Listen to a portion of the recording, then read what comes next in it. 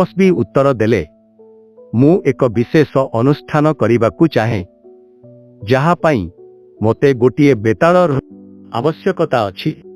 सेही बेताळ श्मशानर एक शाल गछरे रहुथाए, किंतु ताकु आनिबा एते सरल काम नुहे। से बहुत चतुर एवं चालाक। आपण ताकु मो पाई आनी पारिबे कि? राजा विक्रमादित्य किछि विचार न करी तुरंत कहिले, एहा मोर धर्म जे मु प्रत्येक व्यक्ति को साहाय्य करिबि। मु एही काम निश्चय पूरा करिबि।